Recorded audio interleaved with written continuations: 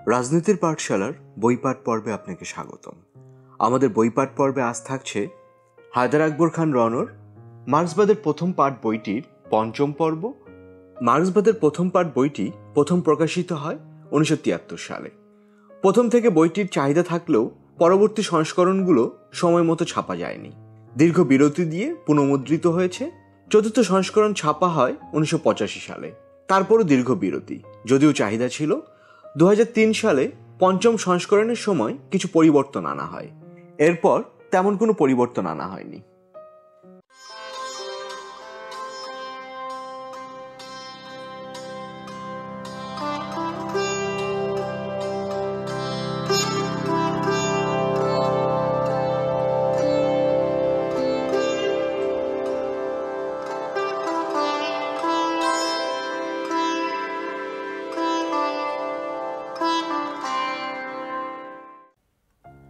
সমাজতান্ত্রিক সমাজ।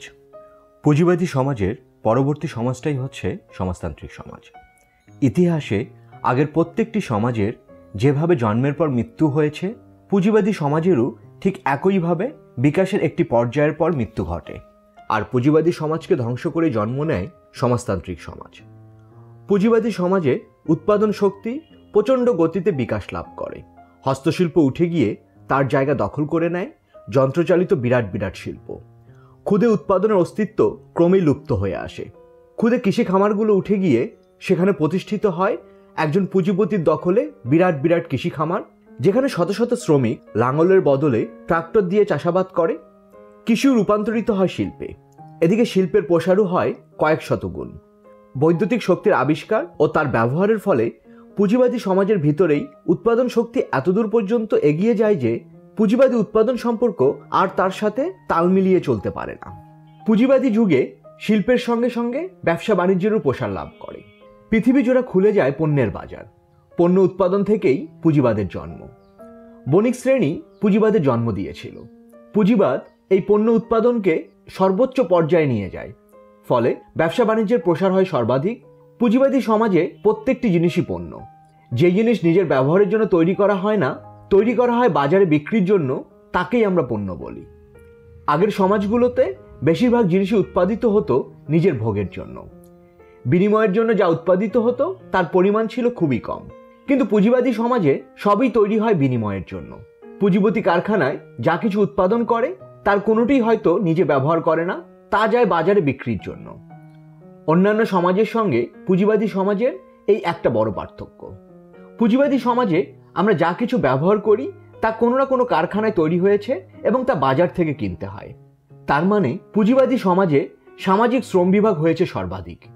মানুষের কাজের পরিধি বেড়েছে অনেক, ফলে স্বাভাবিকভাবেই দেখা দিয়েছে এত বিস্তৃত শ্রম বিভাগ। আগেকার সমাজে এক একটি পরিবার তাদের প্রয়োজনীয় জিনিসগুলো বেশিরভাগই নিজেরা তৈরি করে নিত।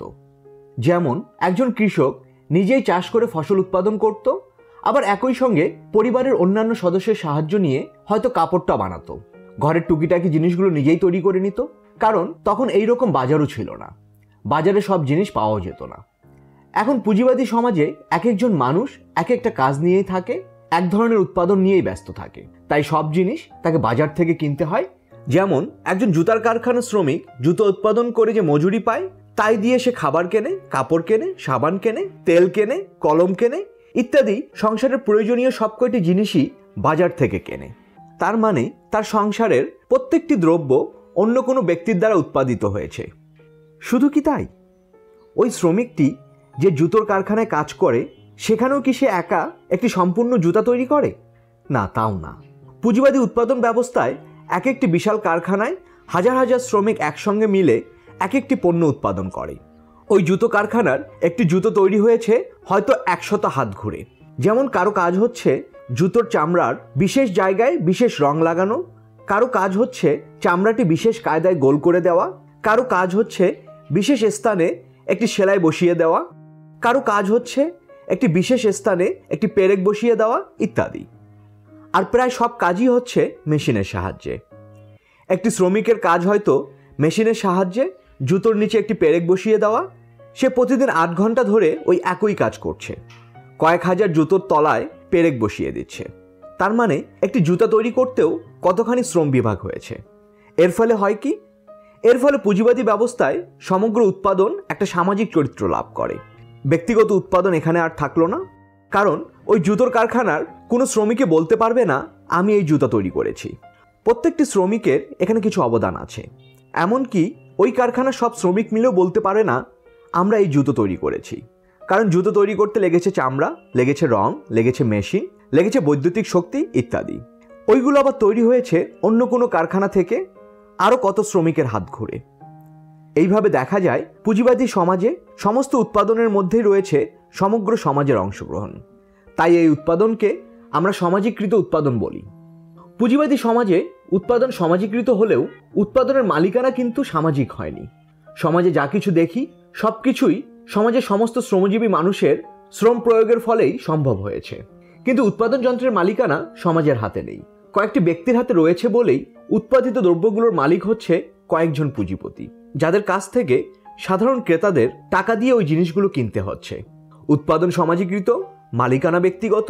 পুঁজিবাদী সমাজের এই হলো মূল বিরোধ, মূল অন্তর্দ্বন্দ্ব।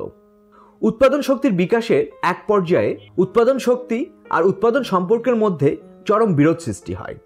তখনই দেখা যায় পুরাতন উৎপাদন সম্পর্কের বদলে প্রয়োজন হয়ে পড়েছে নতুন উৎপাদন সম্পর্কের, যে উৎপাদন সম্পর্ক ব্যক্তিগত মালিকানার বদলে সামাজিক মালিকানা প্রতিষ্ঠা করবে। সামাজিকৃত উৎপাদনের সঙ্গে সামাজিক মালিকানায় সবচেয়ে সঙ্গতিপূর্ণ।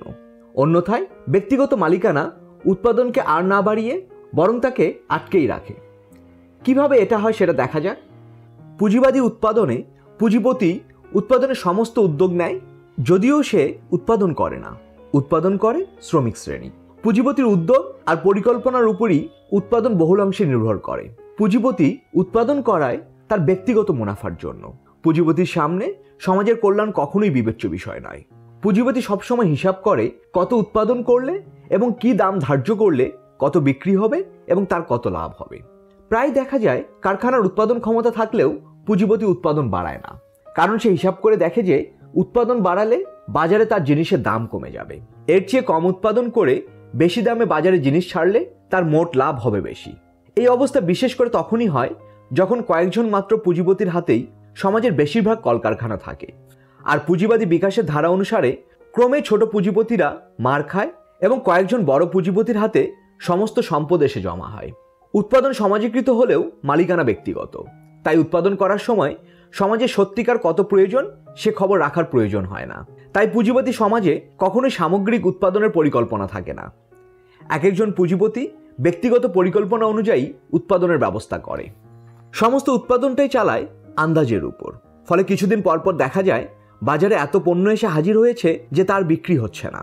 তখন পুঁজিপতিরা বলে অতিরিক্ত উৎপাদন হয়ে গেছে, কিন্তু আসলে কি একে অতিরিক্ত উৎপাদন বলা যায়? সাধারণ মানুষের কেনার মতো পয়সা নেই, সামর্থ্য নেই, তাই বিক্রি হচ্ছে না।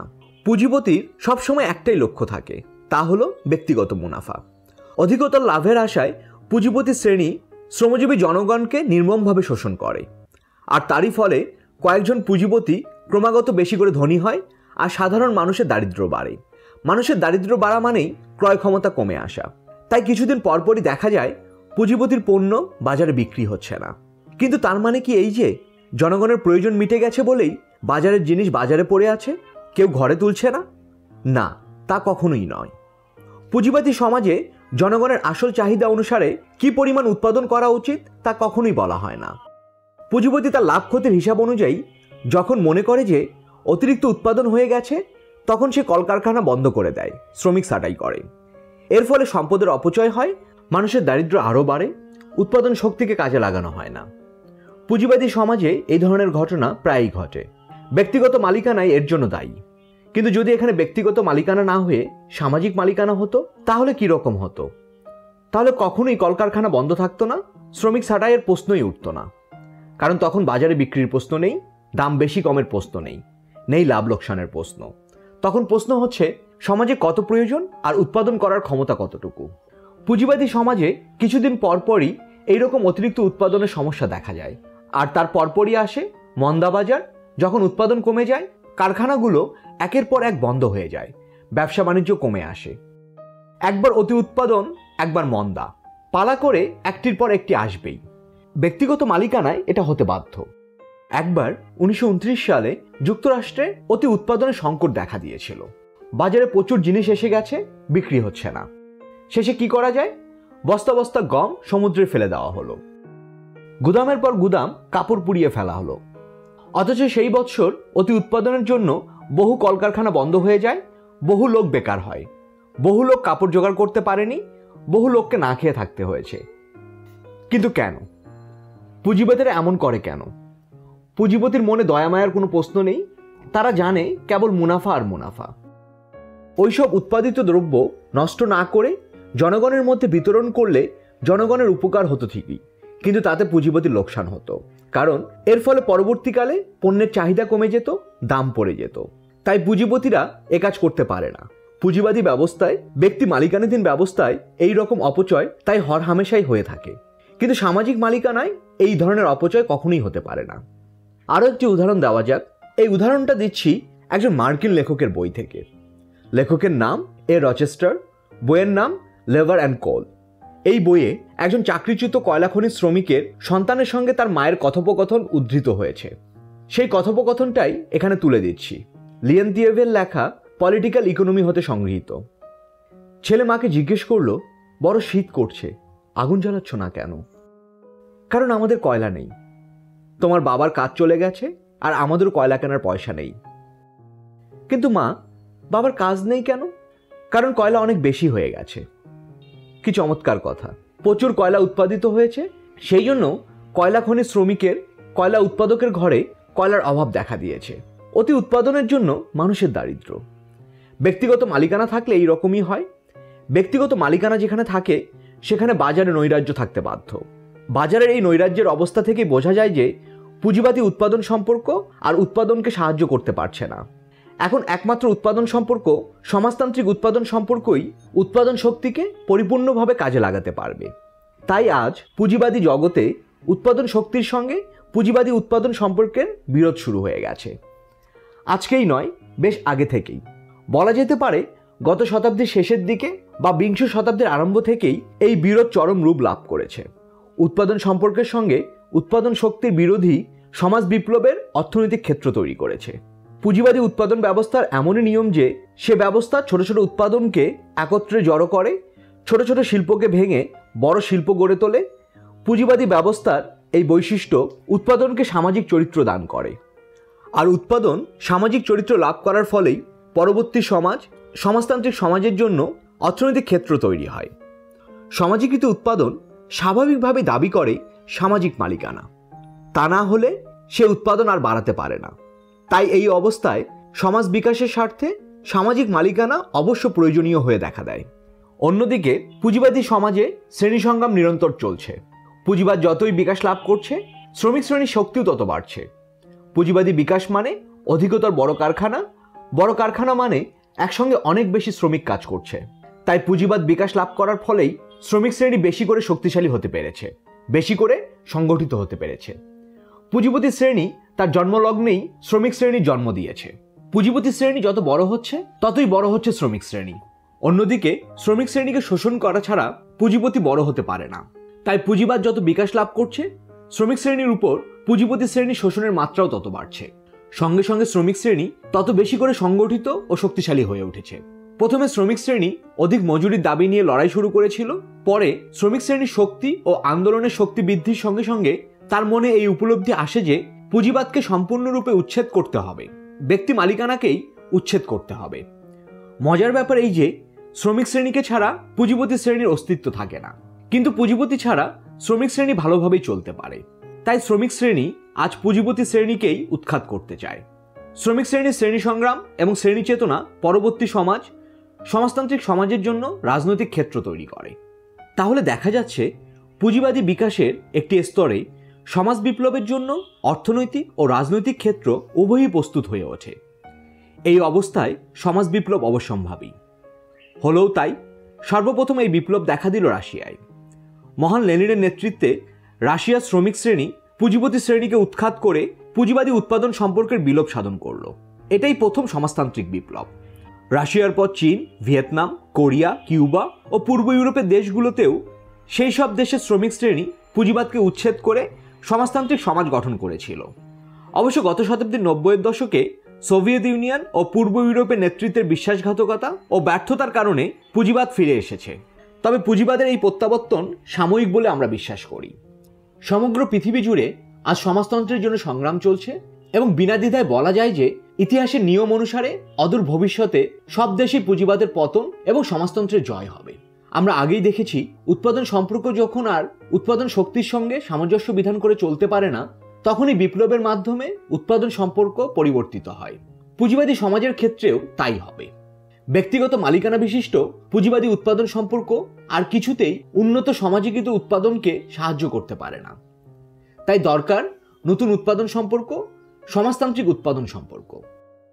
সমাজতান্ত্রিক উৎপাদন ব্যবস্থা হচ্ছে এই রূপ: উৎপাদনের চরিত্র হলো সামাজিক, উৎপাদন যন্ত্রের মালিকানা সামাজিক, উৎপাদিত সম্পদও সমগ্র সমাজের।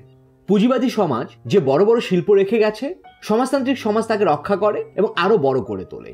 সর্বাধুনিক যন্ত্রপাতি, বৈজ্ঞানিক আবিষ্কারকে কাজে লাগিয়ে এই সমাজ সবসময়ই উৎপাদন করে। যে কারখানা, জমি বা খনি থেকে উৎপাদন হচ্ছে সেটা কারো ব্যক্তিগত দখলে নেই, তাই মালিক সবাই, অর্থাৎ সমগ্র সমাজ।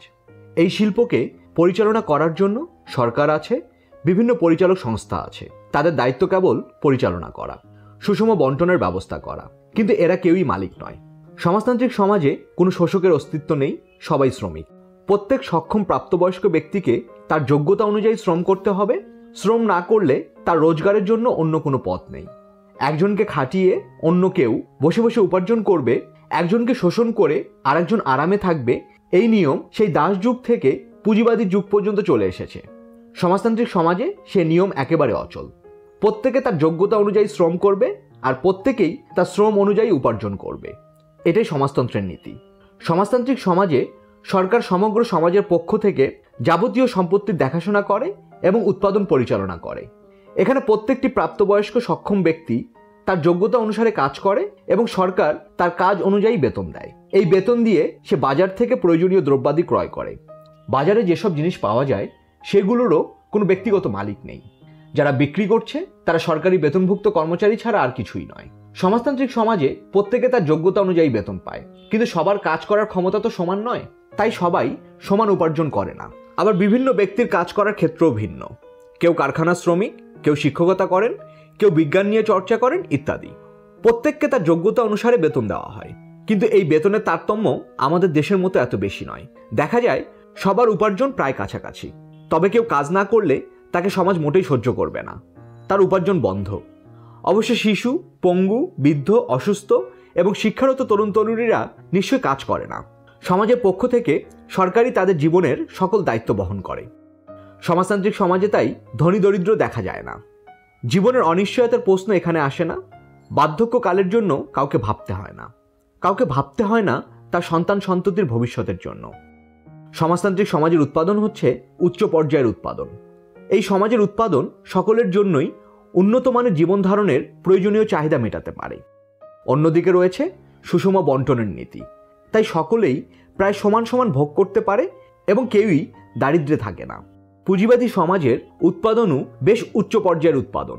ইচ্ছা করলে পুঁজিবাদী সমাজও প্রত্যেকটি মানুষের অন্তত নিম্নতম চাহিদা মেটাতে পারত, কিন্তু পুঁজিবাদী সমাজে সুষম বন্টনের ব্যবস্থা নেই, আছে শোষণ।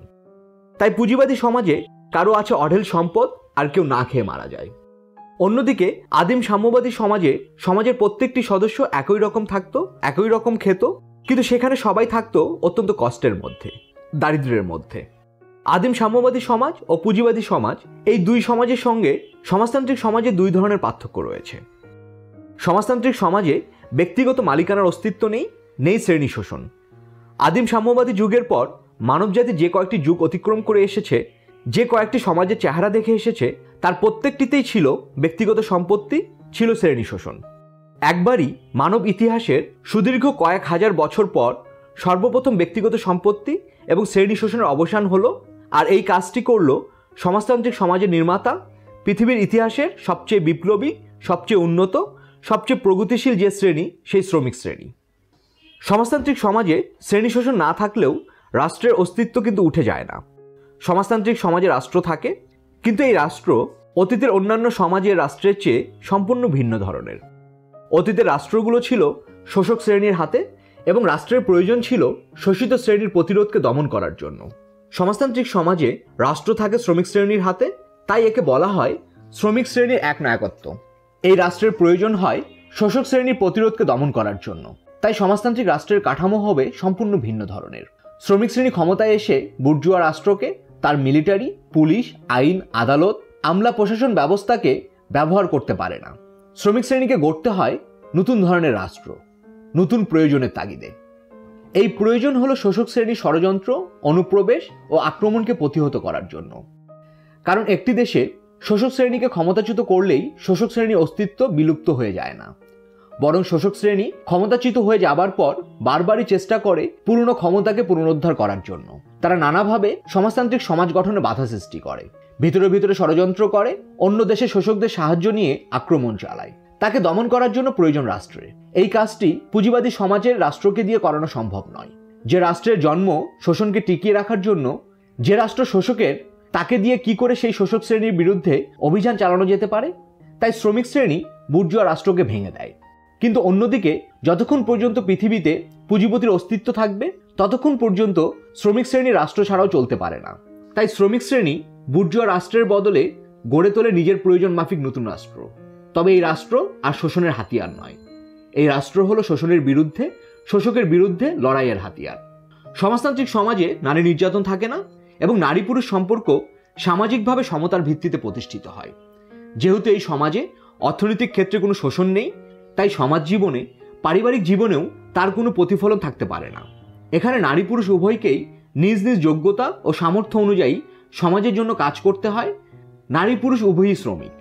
ব্যক্তিগত সম্পত্তি নেই বলে নারী পুরুষের মধ্যে যে চিরন্তন প্রেম প্রীতি ভালোবাসা থাকে, তাকে এই সমাজই সবচেয়ে সুন্দরভাবে প্রতিষ্ঠিত করতে পেরেছে। এই প্রেমের মধ্যে নোংরামি নেই, এই প্রেমের মধ্যে সম্পত্তি কেন্দ্রিক কোনো লোভ থাকে না। সমানাধিকার ভিত্তিতে প্রতিষ্ঠিত নারী পুরুষের সংসার এখানে সত্যি সত্যি প্রেমের সুদৃঢ় বন্ধনের উপর প্রতিষ্ঠিত হয়। এই সমাজে বহু বিবাহ এবং বেশ্যাবৃত্তি থাকে না। আজ তাহলে এ পর্যন্তই। কথা হবে আগামী পর্বে। সে পর্যন্ত সবাই ভালো থাকুন, সুস্থ থাকুন, রাজনীতির পাঠশালার সঙ্গেই থাকুন। আমাদের পাঠ পর্ব নিয়ে কোনো মতামত থাকলে কমেন্টের ঘরে লিখুন। যদি কোনো বই বা প্রবন্ধ পাঠের অনুরোধ থাকে সেটাও জানাতে পারেন। আমাদের পাঠ পর্বের নিয়মিত খবর পেতে চ্যানেলটি সাবস্ক্রাইব করুন। আপনাদের লাইক, কমেন্ট, শেয়ার আমাদের অনুপ্রাণিত করে।